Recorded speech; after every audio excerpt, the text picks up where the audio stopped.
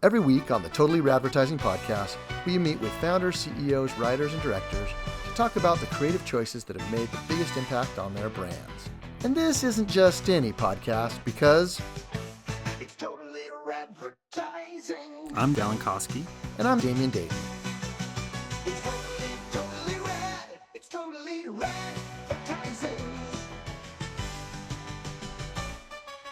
And welcome to the Totally Radvertising podcast. I'm your host, Damian Dayton, with my co-host, Dallin Koski. Hey, guys. Today, we're so lucky to be joined by Ryan Bartlett from True Classic, one of the most incredible D2C brands we've seen in the last 5 to 10 years. Really tearing up the space, doing some awesome things in menswear for e-commerce, and now branching out into more and more channels all the time. How's it going, Ryan? Good, man. Thanks for having me. So I sent you a video last night to watch. Did you get a chance to watch it? Yes, I watched it once. Okay, great. That's what I like to do. I like to have everybody watch it once. We'll cut and show it right now and let everybody at home watch it. And Doug. Whoa, Limu, we're in a parade. Everyone, customize and save hundreds on car insurance with Liberty Mutual.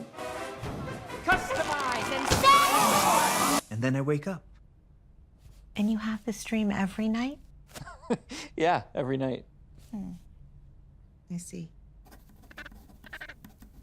Only pay for what you need. Liberty, liberty, liberty, liberty. And we're back.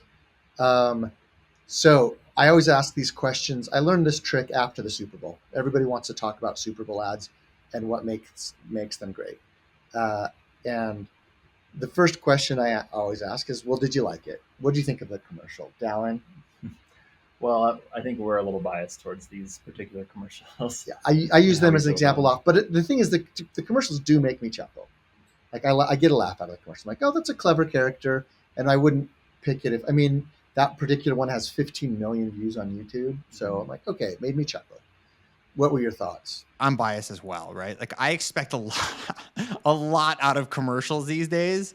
I thought it was okay. I didn't love it. I think they've done better ones in the past. I thought it was just average-ish. I I like the weird stuff. Like I like the jingle. Like that really, I thought they did an amazing job with that. I like the coloration they did in the video. I like the way they filmed it. I like a lot of the components that aren't the storytelling part of it. I mean, how do you feel like the joke landed for you? Yeah, I feel like the joke didn't land for me. So these are the other 4 questions that I ask after it. After I ask, like, oh, do you like the commercial? People are like, oh, yeah, that was a great commercial. And some people love the commercial. And then I ask them this, who is it for? And like, okay, Liberty Mutual. Everybody remember it. It's got a jingle and they've got name recognition. And then I say, well, what was the product? And they're like, insurance of some kind. Exactly. I'm like, what kind of insurance? Most people that I talk about, they can't remember if it's car or home. It does That's exactly right. State car. Like, and what makes that insurance different than anything else out there? How does that compare with Progressive? And I always say, so right now, on average, the big insurance companies are spending $500 million per year on their ad buys alone. And I can't tell you a single thing about them except for who their characters are and the name of the companies. At the very least, Geico tells me they're going to save me 15%. So they've given me a number. 100%. I get them delivered between every ad break. If I'm watching Hulu, if I'm streaming, if I'm watching YouTube, they're spending so much on that. But I don't know anything about the brand. I know more about the bird and the police officer and there's the mustache guy and his character. And I know nothing, and it kind of breeds contempt in me, honestly. I just see him again and again, and I'm like, no matter how good it is, if you're delivering it so much but not providing me any value, then I just start disliking your brand. Yeah. And if they keep on interrupting my show, I think I'm like, well, give me something then. Yeah. Give me a good product. What's the point? Give me more entertainment. And you've got to entertain. And I look, they spent on 3D graphics and giant. It was a lot. Like you could tell it was a big production. It's probably more than you and I have ever spent. 100%. Professionally acted, well directed, beautiful. Everything was done beautifully. But at the end, I like to use that as an example of, and usually it's delivered in a non-skippable way. So I'm like, oh, I've seen this before. I get the idea. And so they're paying for me, even though I already know everything they're going to tell me. You know, Mhm. do you guys? I imagine you've experimented with skippable versus non-skippable content. Probably. I don't know where we live in that ecosystem, to be honest. I'm not like into the weeds Oh, of really? that at all. Yeah, that's one that we're like we have a pretty strong opinion on. Like all of our comedy is all skippable, so that Hmm. if I haven't earned your view by 15 seconds, skip it. Like I'm not going to make you watch it, and it makes us earn every second, and it drives our cost per views down and stuff like that. But I imagine you have such a high watch through rate anyway that I can't imagine your ad buyer doing anything. Yeah, At that least would at be a top good of the funnel. question for the guys running like our YouTube and all them and how they kind of structure that. But I am completely with you. If you're going to spend that kind of money and you're leaving the customer wondering what the hell the product is, you have absolutely failed the customer. You have way overspent, way underdelivered, and at the very least, I would rather it be less funny but know what I'm getting versus it be funny and know nothing about the brand that is paying for this spot. It's a little insane. Honestly, I am a little tired of Flow. I'm a little tired of Liberty Mutual just because I'm like, I'm seeing them everywhere. They've got the brand penetration, but I don't know anything. So there's no reason for me to be interested to look at their product and to even wonder if I need better insurance. You Right. know, they I'm really underwhelmed by brands that continually just show the same type of ad because it did good once. It is just the lowest form of creative. It's like when the movie studios do like the fourth sequel or the fourth yeah, part 4 of a movie. It's like, you know, they're just banking on the fact that it did well the first 3 times. So let's just do another one, right? It's like a version of that. yeah. And that is so lame. The only axiom that's true in Hollywood all the time, like it's the most reliable one. It's not a bankable star. It's that a sequel will do 60% of the box office of the original. So it's Yep. diminishing return, but they'd rather invest in a diminishing return because 100%. than take a risk on doing something new. Because it's safe. Yeah, but I look at what you've done, like with a T-shirt. Which if somebody came to me with a T-shirt idea, I was like, that's the worst business to get into because how do you how do you make noise? You've been able to make differentiable, disruptive noise and grow a business selling T-shirts and now a whole bunch of other stuff, everything that I'd want in my closet. And they've got insurance that's complicated and complex, and they're refusing to tell me anything about it. They might have something great there, but instead, like, well, we've got this guy, and everybody really likes this guy and this bird. Man, this bird, he does some funny things, like, but they're not. They're not Right. that, and it doesn't tell me anything about what they do and how they do it. They're clearly not looking at the data that people would give them if they were to ask the feedback. Because if they did, it would get to the answer that you're saying, and they would go, "Man, we need to rethink this, guys. We just spent $3 million on this ad, and people don't even know what the hell we're watching. Like, Yeah. what are we doing? Are we just burning calories here, or should we actually produce something that people know what the heck we're doing?" Like, it's just they're just it's very corporate of them to just keep going in a style and not look back or care about what the audience is saying. And if you don't care about that, then you're just not customer centric and you don't really deserve to win their attention Yeah, I or almost business. guarantee you there's a PowerPoint presentation that's that's quoting unaided recall, like, oh, our unaided recall is up 37%, and so this is worth. It's like, yeah, people remember your name because you keep shouting it at them, Right. but I don't know what you're doing for me, and Yeah. I don't, and it's focusing on the wrong metrics, and like, well, but what's going to drive not just the needle. And I think when you're a company that large, you're just looking for these little moves in the needle. I think you and I think the same way. We're looking to move decimal points. Like Right. how do we take our business to the next level?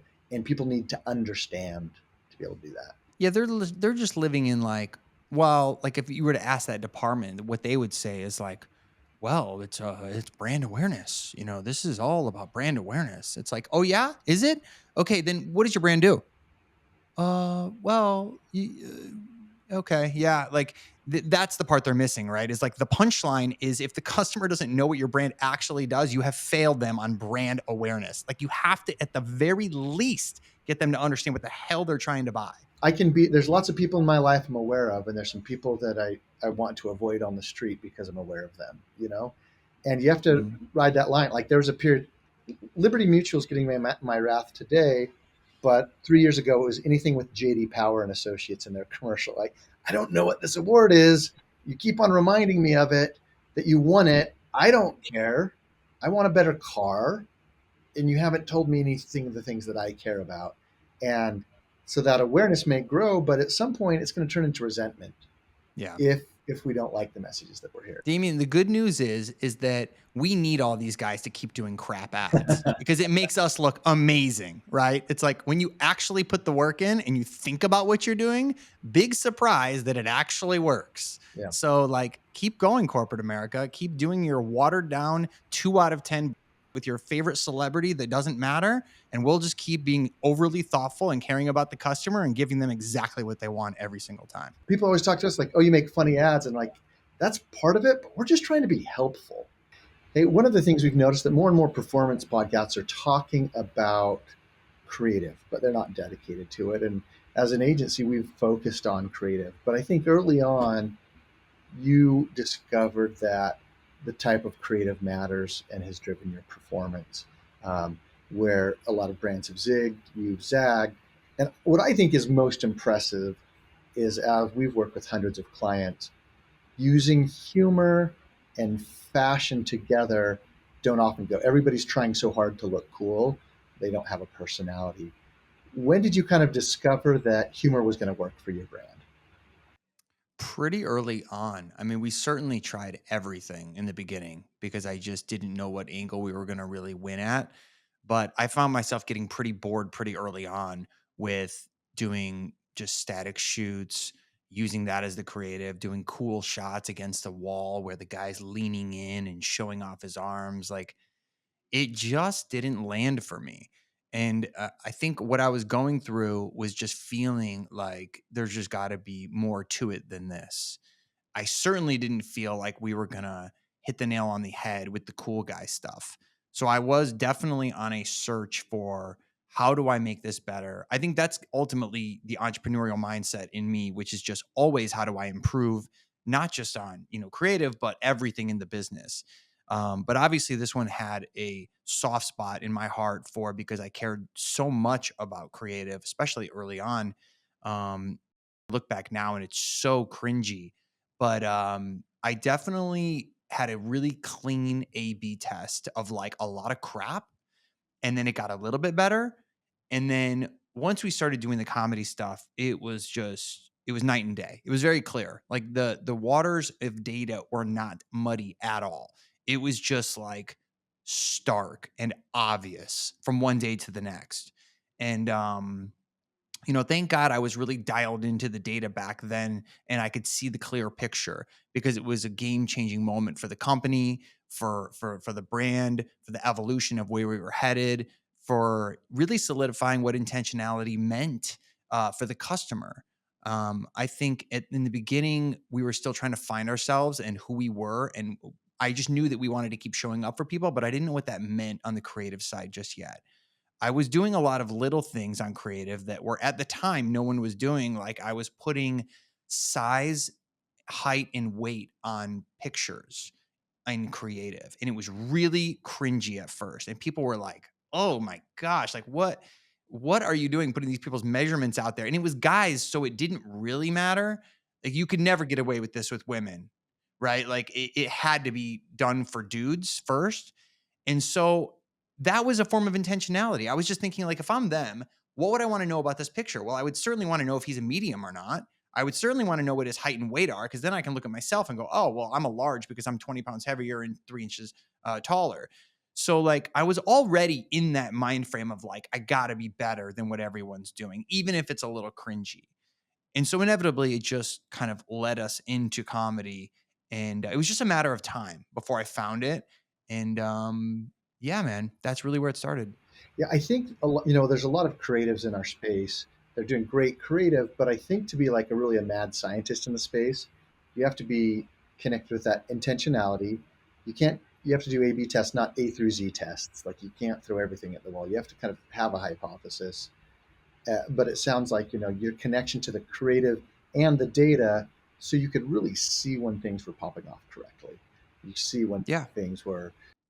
exactly. Because otherwise, you just don't know what is moving what. I mean, even when we do tests today, We were just arguing 30 minutes before this podcast about how we launched a test and it's not apples to apples because we launched another big test on the website at the same time. And not just that, we launched new product. So like you infuse all of that together and it just muddies up the water tremendously, especially at our level now when we have so many moving pieces. It's even harder than it ever has been to really see a clear picture of what's happening on the website and why it's happening, more importantly.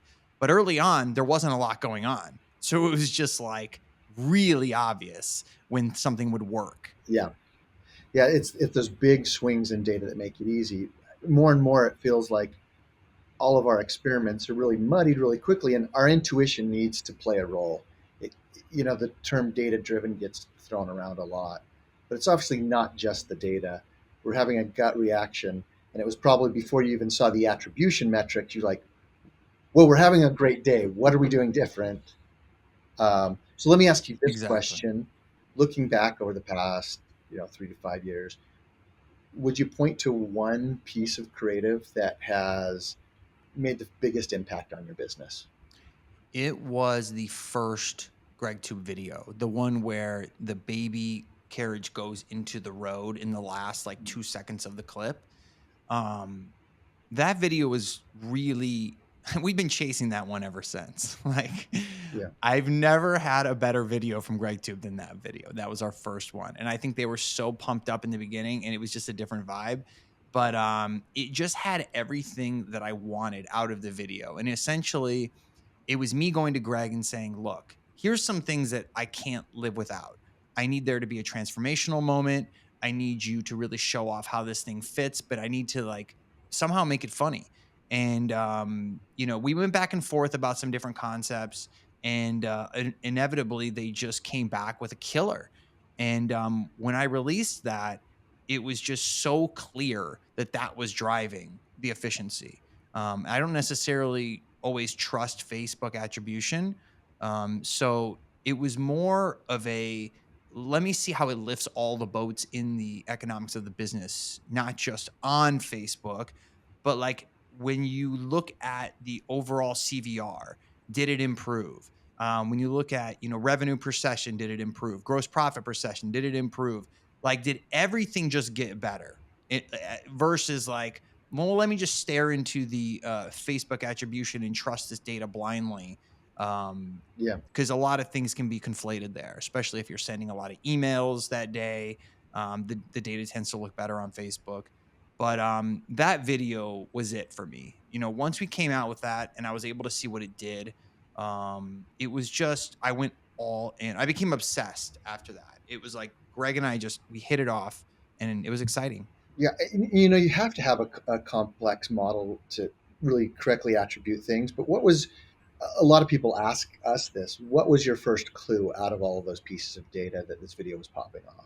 What was the first piece that you thought, oh, this information, I want to dig deeper and verify? I mean, very simply put, we didn't have a lot in the beginning. We were using a program called Order Metrics, which was not great. No offense to them, but we didn't have Triple Whale dialed in yet. Triple Whale is amazing. And we didn't have a way to speak to that engineering department to get things the way we wanted it to, like we do now. So what I was looking at was just a really high level dashboard. And I was really looking at CVR. I was looking at all the attribution data in Facebook and really just at a very high level, ROAS was it for me. It was kind of, I really built a whole company on Facebook ROAS and watching that thing like a hawk and then understanding, where is our break even ROAS? Like where does it have to sit on a daily basis for us to be break even? And then what is it supposed to look like when it's profitable? And I remember clear as day, a 1.4 was like our break even on creative. So if we didn't at least get to a 1.4, we were losing money. And so on the days where Facebook was like a 2, we were crushing. Like the end of the day, we'd come through and we'd see all the numbers and it would be wildly profitable. And when you say ROAS, are you talking about the attributable ROAS or just your blended MER? Like we spent this much total on advertising and we saw this much return. It was both because we weren't really putting money into anything else. Yeah. So it was like there was a blended, but really the Facebook was driving everything because it was where like 95% of our spend was going. So it was either Facebook or nothing. There wasn't Yeah. like a lot of other It's avenues much there. easier to calculate that blended when you're only putting it on one Absolutely. channel. When you were spending on one channel, it's very easy. Now that we're spending on so many things, it's intense. It's really difficult to parse the data appropriately. Oh yeah. How do you guys think about that attribution now across so many channels? Because it feels like a lot of the creatives that you have, you know, it's sort of where somebody would first be introduced to True Classic, but then the revenue might show up somewhere else other than Facebook or even other than Shopify. So how do you guys kind of think about attribution now? I'm sure it's evolved more than just ROAS. Yeah, absolutely. It's evolved significantly. I would say what opened my eyes the most was the post-purchase survey, and specifically the question of how long between when you saw True Classic did you actually make a purchase? In some cases, it was 2 years. And I was like, wow. Now, guys, like we look at ROAS intra hour. Like we are looking at it every day by the hour and laser focused on it. Because also sometimes things will happen, an event pixel will get removed from the site, like things will drop and we need to diagnose it very quickly. Otherwise it will bleed money. Like we had an issue not too long ago where someone wasn't watching the events manager and the pixel got removed from the site and it just crippled our performance on Facebook. And if you ride that over 4 or 5 days, well, you just blew through hundreds of thousands of dollars into a black hole because it was just spending and spending and spending unoptimized. And that is not pretty and it's very costly. So I would just say that it really opened our eyes to like, wow, a good majority of people aren't even buying for 3 to 6 months.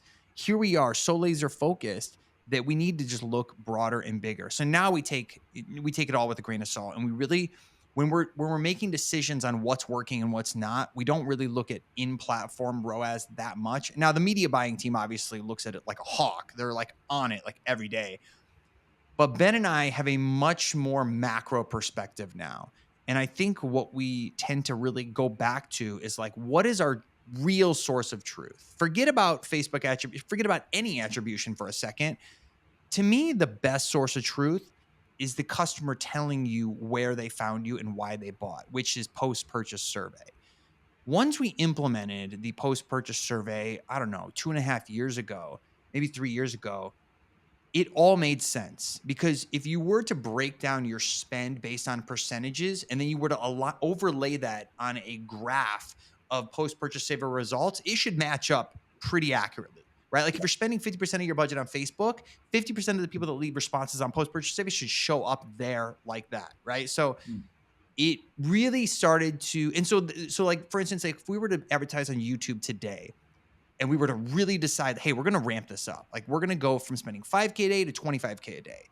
The question is not like, well, how, like, let me just dive in and trust YouTube's ROAS. The question is, do you see an uptick in post-purchase survey responses, right? Because that's where the rubber meets the road. If the people actually aren't telling you that they see it, well, then how are you going to sit there and trust that that data is correct in platform when we all know it's massively overstated most of the time? Absolutely. I think every brand that we've started, there's an early phase when you start reaching out to different channels. You're looking at your affiliate and your email contribution, and everybody's claiming certain percentage lift, and you add up their percentages and you're like, okay, I'm at 150%. And I know people are taking more credit and people want to. I feel like you need a performance person that's in that small granular data all the time. But as the entrepreneur, you need a finger in the wind metric. And I know I like to look at like an MER or a blended ROAS, but another CMO that I like a lot, he likes to say that sales follow search. And so he's looking at branded search all the time just to say like, that's, if that goes up, I know that overall my people are talking about the brand and looking at it. That's a good one. Google Trends data is good for that as well. I mean, they're really pulling that from a lot of brand impressions. But yeah, I love that one. That's a big one. I think you guys have a unique understanding that a lot of brands don't get. I think a lot of brands are stuck maybe in the middle or bottom of the funnel, creating a lot of performance pieces, or they've put all their chips onto a big piece at the top of the funnel. You guys have a very complex ecosystem of content where you gave me, ever since you gave me a coupon code, I think I've spent like 4 times the amount that you gave me. But it was It like, worked. yeah, it works, but I'm also in your funnel. So I'm seeing all the stuff. And I know Yeah. that you have a role for UGC to play, but then you also have a performance marketing team that's creating stuff. And then you're also using outside vendors to create stuff like GregTube, and they're doing amazing stuff for you. So tell me a little bit about the development of that strategy to say, hey, we need some stuff. How did you decide what stuff you're going to do in-house and what stuff you're going to do out of house?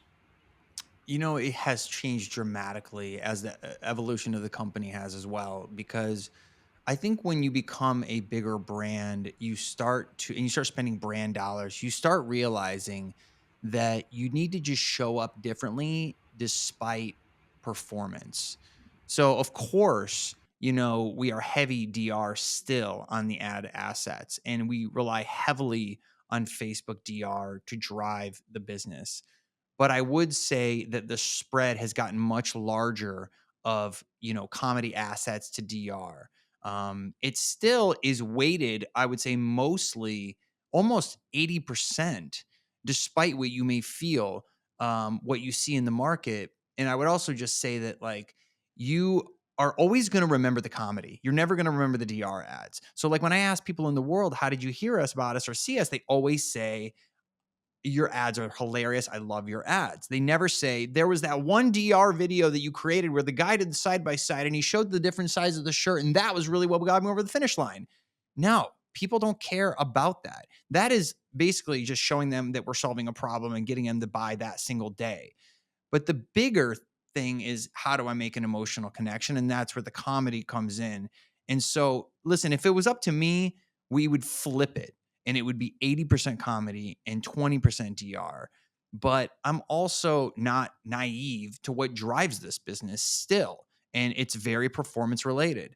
So it's like, we always have this internal battle of like, when do we shut off comedy assets? It's a big topic of discussion because when you run them next to DR, it doesn't net out on the surface, right? Like it would be like a zero point 0.7 versus like a 1.8. And you're going to drive that spend into the DR ad 1,000% of the time because it's so obvious. You're just like, let me put it where it works the best. But what you're not seeing is that the reason it's not converting is because that comedic ad did not convince that guy to buy that day. But that doesn't mean it didn't work. You're just not waiting long enough to look at that window and say, what really stuck with this guy ultimately? Was it the DR ad, or was it that you made him laugh and he remembered it because you made it laugh? So it's a battle, man. It's tough. Yeah, a lot of people, as we talk to them, it's hard to see that on paper, and that they argue about brand versus performance. I think about it this way: how can I create an asset that can live rent free in somebody's head? Each time they remember it as a retargeting moment, each time they chuckle about the joke or tell their friends about it, and I'm not getting credit. You can't attribute that. And that what makes it memorable, you still need, though, the pieces at the bottom of the funnel that are Exactly. pushing them through and pushing them over the line. You need that brand to have some performance piece, like the fact that you're at a 0.7 or even close to a 1. I'm always thinking if you can get close to a 1 at the top of the funnel attributable, you're in great Absolutely. shape. And that's exactly how retail is, by the way. Retail is the same way, where you just can't measure the ether of someone walking by a store and seeing a sign and making the correlation and going, "Oh yeah, it's your classic. Wow, I should go over shop there someday." And then they go online and buy it. And then you are never tracking that guy, right? Because he just walked there. And so what we do in retail is we try to just get to profitability in four walls, knowing that if you're profitable in four walls, you are way profitable in that store in actuality, because that guy, so many people just see it as a walking advertisement, right? To your Yep. point, it's the same thing. So you're right. It's just about getting comfortable with getting close to profitable for those brand assets, and then just trusting that you're ultimately doing right by people, and you believe in that so much that you're just willing to invest at a little bit lower less profitable ROAS for the sake of the greater good. It becomes another thing that your brand offers me that has value is shirts that fit me better, pants that fit me better, but also entertainment. I'm getting something on social media from your brand. That's a value. It's not just a sell to me. That's a value that I 100%, expect from your man. brand. I expect Yeah. you're going to give me something better than the political arguments that are happening. That's exactly right. And that's why that was another big reason when we did it in the beginning. It made me realize, because I was obsessed with like every part of this business needs to offer tremendous 10 out of 10 value. I was obsessed with that thought of like, if I'm really going to crush this space and I'm going to beat everyone in my space, I better do everything at a 10. So customer service needs to be Ritz-Carlton. The merchandising needs to be a 10 and give value to the customer. The website needs to be fast and easy. The commercials need to be unbelievable.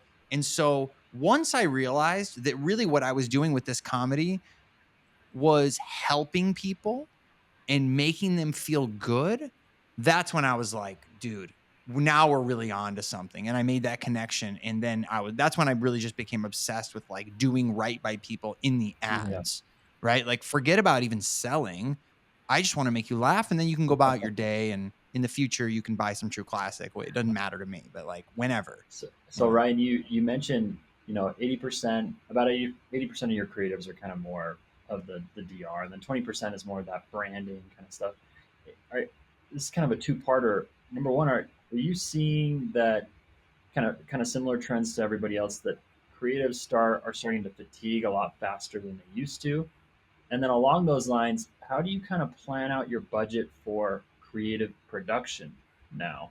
I think that's a big topic. A lot of people are, you're sort of thinking about your ROAS and how your ads are doing, but now with ads fatiguing so much faster in general, especially the DR ones, how do you sort of budget for, you know, increasing the creative production and the flow of that to kind of account for? Yeah, on the fatigue side, it's tough because we have ads, like even our early ads that we still run to this day, which I know there is just massive cannibalization happening. But like, I think the world I'm living in now is a little different. I'm more of the mind that like, I'm living in a space where it's really just about reminding people we exist versus is this working perfectly? Is it overlapping? Is this the right audience? Is it not? Is Facebook pulling us in the right direction? Like, I'm kind of like done thinking that way. And I'm more of like, well, whatever we do, like, let's just show up in the world, like show up on the phone, show up in, like at the LA Kings event last night, our banners were everywhere and we did this big activation and it was amazing. We shot t-shirts into the crowd and like that is showing up and reminding people that we exist. Even if you didn't get a t-shirt, you sure saw our logo everywhere. So like, I'm not really in that space anymore. Now I'm sure the DR team would speak very differently to that specific question, because they are really driven by performance. But if you're asking me, I think you can run a mashup of every GregTube video to the end of time and people will still love it no matter how many times they've seen it, because it's just that funny. Mm-hmm. So like, I just don't hang my hat on fatigue as much as I used to. I used to be like, well, as soon as we see this dropping off, we got to move. We got to get on to the next thing. We got to just keep riding that horse and just keep going. But like, I've changed the way I think about creative entirely and how it affects customers. Now I'm just like, well, if it's funny, it's still going to be funny later on. So like, even if they see it again, you made them laugh twice. Like, what's so wrong with that? Right. Like, so on the other side of things, when you talk about budget, I think we are an insanely lean team. Nicholas has always done an amazing job of keeping the budgets really tight. And, sometimes we have to ask for favors. We have to get locations that aren't as pricey. We have to shop around. We've gotten just really good at it. We know what things are supposed to cost. And, even working with Creatively, this was a big topic of conversation because I told you guys originally, like, it's a bigger budget with you guys. But I get it. Like, I understand, even though we can do this in-house, there's a huge advantage to speed, in my opinion. And I just thought, this team was really prepared to do right by this particular founder story that we filmed. So it was one of those rare instances. And I don't know how many agencies in the future we will ever use again. Mm-hmm. But like in this moment, having, talked and developed a friendship with Jay and watching their evolution and the videos that you guys created with them, on the Pillow Cube side, I was just sold on your execution and, just the way that it turned out. It was great. So Well, thank budget, it's definitely evolved. I would say everything's gotten more expensive, even like our in-house stuff. Like what we were paying in the early days, probably 3 years ago, to even what we're paying now has almost doubled. Um, Wow. Rent is going up on all these buildings that you're renting to shoot in. Actors are more expensive. Set design is more expensive. Everything is like 2x. So, but even at 2x, we're still incredibly lean. I mean, we can get a top to bottom shoot knocked out, like a Nicholas high quality comedy video done for less than 50. And that is hard. Yeah, extremely hard. Yeah. We do it. And GregTube, same thing. Like we have fixed pricing with them because we're just like they're invested in the company. They're shareholders in the company. So they give us like unbelievable pricing compared to the rest of the market. And we just have that really we really put them on the map in terms of advertising. So like they give us just unprecedented pricing that you would never get like if they were advertising with Uber Eats, for example. Oh, yeah. But I think that shows an understanding that a lot of people don't have. I talk about the fun, which everybody talks about like their marketing funnel, but you have this understanding that your content acts almost like an ecosystem. That you've got apex predators out there, which are the GregTube videos that are always hunting, but their success is measured differently than the grazers. And you need a lot more of the grazers out there. That's what's producing the meat. But to keep the ecosystem healthy, you really need all of those pieces. Because when you first came to us and talked to us, I was like, why do they need us? They're doing amazing things, and you guys have and still are doing amazing things. And I was glad that we were able to like find a niche that we could fill in and work with your team, because you've all been absolutely amazing to work with. Likewise. I mean, we needed leverage, honestly. We Nicholas is doing so many things. There was just no way we were going to fit this in with our current schedule. And we're gearing up next year. We're changing our model to be one theme a month. We used to do one Nicholas video a quarter, like the Western video, and like all these things were like 3 months in advance. So like now it's once a month we're doing a big time shoot, because every month we'll have a theme tied to it and it will relate to the product that we're releasing, new product. Yeah. So like it's changed our world completely, and it's made it a lot more difficult, to be honest, because 12 a year is tough to do internally. And that's with everything else we have going on too. So when we thought about you guys, we're like, we just need a capable team that can really help us flush out the writing, the production, do all the legwork on the casting and the scouting. Like that was huge for us. It saved us tremendous amount of time and allowed Nicholas not to have to take a backseat on all his day-to-day initiatives and worrying about that, to really just be like, look, these guys got it. Obviously, we're going to help oversee and have a voice as it comes to the editing. Like I'm sure we're like way overboard compared to your normal clients when it comes to like editing and writing, because we're just so particular. Well, we And we talked have about such a that. style. We talked about that surreal moment on set when Greg, Nicholas, you and I were like, we have 4 directors in the room right now. It was Shooting one insane, dude. person, but it's been a lot of fun. Yeah, like Greg would want to cut. Like we would be shooting and Greg in the background, like you would be like, all right, we got it. And Greg would be like, let's do one like and then we'd get that one for Greg. And then Nicholas would be like, well, I think there's one way we could do it. And so Yeah. it was insane, dude. But it makes it fun to work with a lot of creative people. Another thing I've noticed as I've follow you on LinkedIn is you obviously have this core competency in the humor, and you have the performance pieces, but you also have heartfelt and uplifting pieces, and you've been giving back to the community in some really great and interesting ways. And what I try to tell people is your brand is really a diamond that has lots of facets, and you can be a serious brand and have humor. And talk about, has that been something you've embraced just recently, or have you been doing all along, or maybe producing the content around it and encouraging people to help others and do more? Yeah, that was the game plan from the very beginning. That was a big piece that moved me to want to do this at all. Right? It was basically feeling, because when I was running an agency, it didn't feel like I was really making an impact on the world. I was making an impact on the businesses that I was working with, and I was making them bigger businesses. But that was not fulfilling. And I think when I went on the journey originally of doing that kind of work, it was more of a means to create a better life for my family. I wanted to be able to afford a house. I wanted that house to be in a good neighborhood. I wanted my kids to go to good schools. And so it was really a means to that. And so, but once I got there, I realized that like it's just not fulfilling my heart. Like I don't feel like I'm doing right by the world and I'm creating enough economy and goodness to feel satisfied.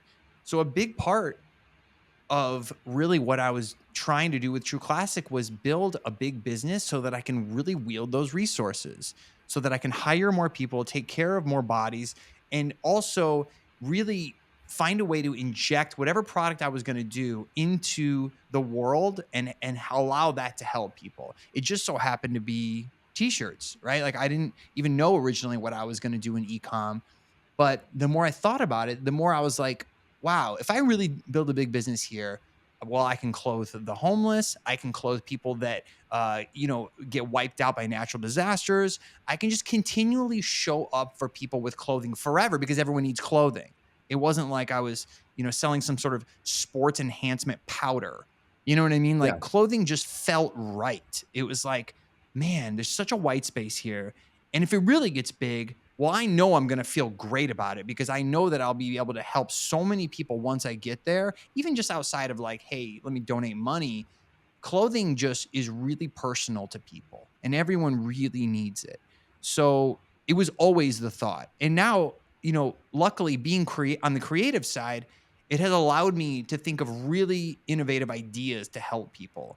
And so that's what gets me excited nowadays because I have more time to do that because I'm stepping back from the business. I'm letting Ben kind of run the show while I get to just sit back and think of creative ways to give. You know what I mean? Like you see me on LinkedIn just like throwing t-shirts out everywhere just as a fun thing to do. I do that in all my channels and it's the best because you get to introduce people to a new product. You get to find people that really need it. And it's different per environment how you give. And even when we're talking about brand, like I'm doing these deals with like the LA Rams, the LA Clippers, the LA Kings, and in all those conversations, they come back with like these crazy PDFs with like a line item of 27 deliverables, which is like, we're going to put your logo up here for 1 minute every single home game, and it's going to be here. And I'm just like, who gives a shit about that? No one cares about that, bro.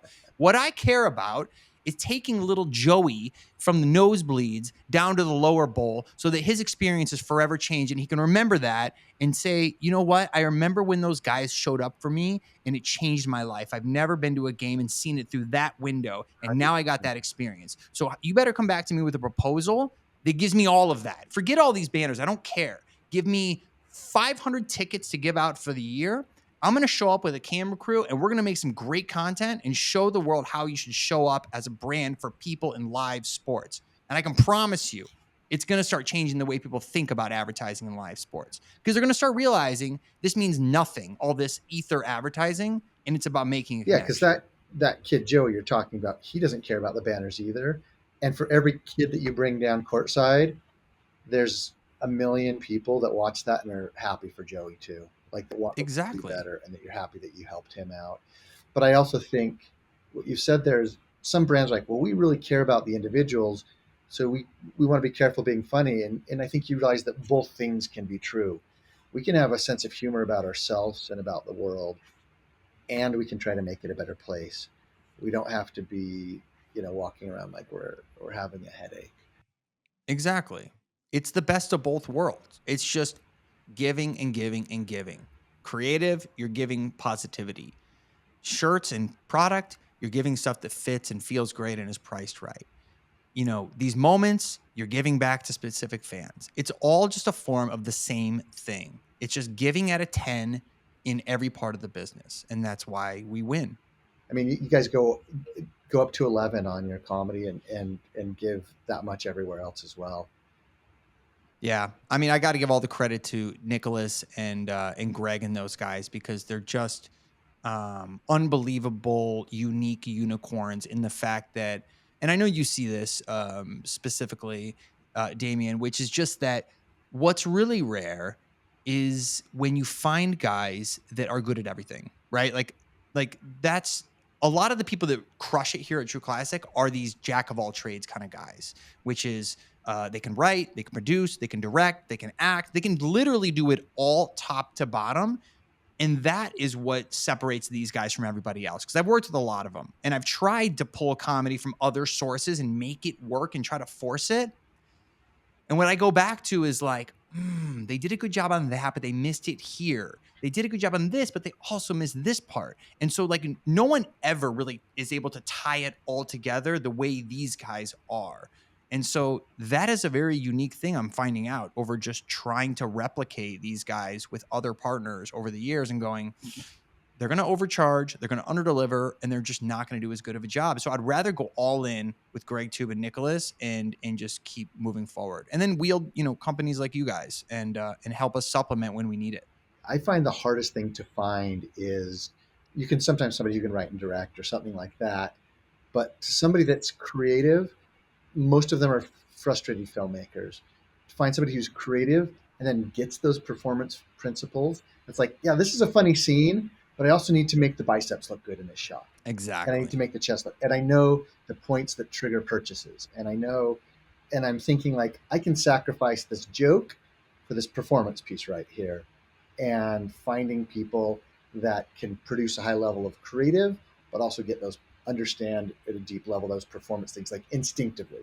They're like, That's the best of both worlds. When you can build brand, but have a DR component to it that you get to really show up in Facebook much better. Because we've certainly done ads where I'm just like, you know what? In this one, don't even sell the shirt. I just want to see what happens when you're funny. And then let's just like test that theory out, right? And inevitably, it never nets out as well. When there's like, we've just realized there's certain things we have to have in every ad. And so in the early days, we would test a lot of weird stuff.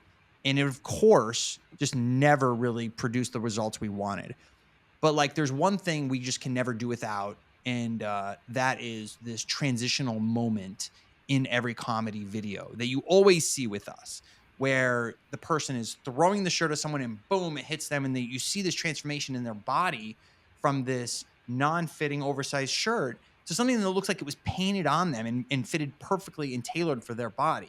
That's a really important moment for everyone to see, because while they're really just there to laugh and look at it, it does subconsciously resonate with them that like, wow, that does look a hell of a lot better than what was there originally. And you would not get that if you missed that moment and just let it be funny. It's undeniable. Yeah. See that? And it's not just tight, it makes you look better. You see the side by side. And you have to have that. You have to have that moment. And so now we basically just have a formula and we follow that formula, which is like, in this video, is there a transformational? If not, like, let's figure out how to make it so that we can just check that box. I know we're getting close to time here, but you guys have really nailed, Damian talked about the t-shirt, and how you've kind of really changed taking kind of a commodity product and making it exciting. You've really nailed like the creative in terms of the fit of the t-shirt and just talking about all the differences and how you guys have structured the product. But now you have so many other products and you've gotten to a point where, now you mentioned you're at this point where you're just kind of trying to remind people that you're out there. So when the time comes that they're ready to buy new t-shirts, they think of you guys, right? But my question is, do you feel like most of your creative is still going to be focused on that core t-shirt and then they get to the site and they're like, oh, I can buy all these other products? Or are you trying to produce new types of creatives that sort of unlock those other categories for you? Absolutely. We're trying to unlock, because the reality is that the same thoughtfulness that I put into the t-shirt, I put into every single category. So if you talk about underwear, for example, we just made it ultra comfortable. We made the fit amazing, and it's a quarter of the cost of Tommy John's, and you just cannot beat it. It's one of our best categories. And so when you go deep on the product, it will win eventually. If you market it really well, it'll win a lot sooner. But like what we found is that the more we merch it around the website, the more we give it visibility, it'll start crushing if it's really great. And if it's not, it'll show up in the sales. But yes, like when you watch the Jimson video, the first one, not the second one, what you would notice if you know that commercial is that there is a part in there where Greg says, Well, it's not just the t-shirts. Like I'm actually wearing the jeans and they do this and ding, ding, ding, ding, ding. And it shows all the different categories. That was me basically going, dude, this ad's going to be amazing. But if we can't figure out how to tell the story that we do everything other than t-shirts, to me, it's a failure. Cause like, I really want to land that with people. So that was Greg kind of like trying to write that into the script, and figure that part out. So yes, we are definitely, trying to come up with creative, but I would still say that we are, the t-shirts, just so you understand from a business standpoint, drive most of the business still. So to just go like, 30% denim, 20% underwear, like it would just hurt the overall business. But we are trying to do more content specific stuff. Like for GregTube, I think we've only done, I want to say, one denim ad with them, and maybe 2 activewear ads, and the rest of them are all t-shirts. And so now I'm really trying to get them to focus on those other categories because they're just such great categories. And we really have one internally, but it's also a different animal. Like the t-shirt, we have a formula for. We know that there's the before and after. We know it's tight in the shoulders and arms. Like there's a very easy formula that we know wins. Mm-hmm. When you talk about denim, well, what's the problem you're solving, right? And how do you get that across? So you have to think of things very differently. For denim, we're still solving a fit problem, but to me, it's more of a pricing problem that we're solving for denim specifically. So even though it fits well, and even though it's a little soft and stretchy, which is what you'd expect out of true classic products, what we try to get across to them ultimately is like, you don't have to go pay the $200 premium price anymore for really elevated denim. Because I've been through every denim that exists in the market, the good, the bad, and everything in the middle. And so what we built was a version of an affordable version of the best, highest quality denim in the market that exists. So you're not paying $200 a jean, you're paying $69.99. And so that changes the type of creative we make for that one thing. But to answer your question, absolutely. I'm thinking a lot about it. If I were to just pull the trigger tomorrow and spread out our attention across every category, the business would look very different. So I have to be mindful of what still drives the business. Mm-hmm. And until I can get a bigger share of the pie of, say, denim or underwear or activewear or whatever it is, I'll start allocating more dollars to that. And you could also make the argument that part of the reason it's not growing as well is because we're not driving more of that type of creative for that specific department. And it does make an impact. Like I remember last year, someone was telling us, yeah, there's a bit of a void on the underwear this year compared to last year. And we looked back and what we realized was that was when the Western video came out, when Nicholas did the underwear Western ad, and we had spent a lot of money on that. And lo and behold, it crushed and did well. And so when we're doing it, it works. But it's hard to get out of the mode of like, well, the t-shirts drive the business, so let's keep doing that. Yeah. But I mean, yes, I'm thinking about it's it. your beachhead product. It's driving sales. It's bringing people in, and once you trust the brand, then I trust that. So that part of the sales, like, well, I trust you with my clothes, so I'm going to trust you with these other things I want to try. And the proposition isn't as clear with everything else. But one of our strategists, Ben, was just like, I'm all in on true classic pants. I'm replacing all my pants with the chinos, the jeans, they're softer, they're comfortable, and I can afford them. And and he was raving about them. And so I think it is partially about, as a brand, and as you increase your brand performance and your brand presence, you've earned more trust with people. 100%. And that was very intentional, right? Like if we basically don't roll out a category unless we feel that we're actually improving that as a whole, like in the whole category. Like if we look at the market and we look at how everyone's producing a specific thing, we don't do it unless we can make it better for that and more comfortable and for a better price than what everyone else is doing. We don't even do it. Like women's is a perfect example. We have developed women's for years, but we've never launched it because it's not as good as what's in the market. And so I'm not just going to check the box. Yeah, we probably losing, I don't know, 25 to 50 million top line by not doing it. But I'd rather wait and have it be that much better than the market than to just say, hey, we checked the box and did it like our competitors. They all check the box and they do a very subpar version of women's clothing. And I love it because here I am like, you see guys, you see what happens when you don't do it right that's what you get. You're an afterthought. And good luck getting those women back. After they've tried it and hated it, you're never going to get them again. So I would rather wait, bide our time, not get greedy, and then release it when we feel we're crushing it. And the feedback that we get from our ambassadors and our wives is amazing. That's when I'm going to release it. Yeah, we feel the same way. We feel like it's not worth offering any products or services unless we can be excellent. Unless we can like truly, and for me, it's not about beating people. It's about doing great stuff because work is hard enough. So why work on something and be average at it and kind of hate doing it too? That's what I hate about agencies, by the way. Like we talk to agencies every day, and even just yesterday, like we're looking for an outsourced agency to help us on the dev side to give us more leverage because we just have so many things in the backlog. And you get on the call and they're like, hey, I know you're here to talk about dev and that's all you care about. But by the way, we do performance marketing, we do top of funnel, we do all that. And I'm sitting there like, guys, you're blowing it right now because I already have all that stuff. And I know what you're trying to do is just get the biggest price you can out of True Classic so that it looks good on your P&L. But and you can get the logo that you can say you worked with us. But like, dude, you better just be the best dev outsource company of all time, and I will sign with you today. But they always go into like big eyes. Let me like oversell. Let me say we do everything so I can get all the business. And I'm like, that's not how it works, guys. You find your specialty in one thing, you crush it in that one thing. And then, maybe after we've worked together for 6 months, then maybe I entertain another part of your business that you say you do good at, and we'll try it out and see how it works. And then you can start ratcheting up the monthly retainer to get to a price that you ultimately want from us. But you can't start with, I'm the everything guy. It doesn't work. That's not what we need. We don't need the everything agency. We need the one thing. It's like you guys.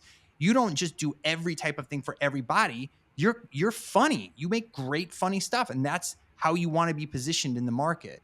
You want people to go, well, we want to do a funny video? We need to call Creatively. Like those are the guys for that one thing. We want to do a serious cinematic video? Then we need to go to this company over here because they're the best at that.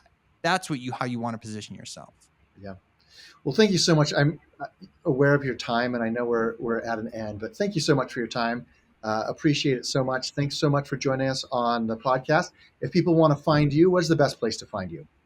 They can find me anywhere. Twitter. I'm really active on LinkedIn and Twitter and Instagram. I'm just constantly giving stuff away. So if nothing else, go there and just get free stuff from me all day. That's the world. It's worth it for that alone, but you have a lot of great thoughts and ideas that you share there as well. So thanks again so much, and thanks for the opportunity to tell your story. Thank you, guys. Really appreciate it. All right. Take care. Totally rad. It's totally rad. Join us every week right here on Spotify, YouTube, Apple, or wherever you listen to stuff for your pods.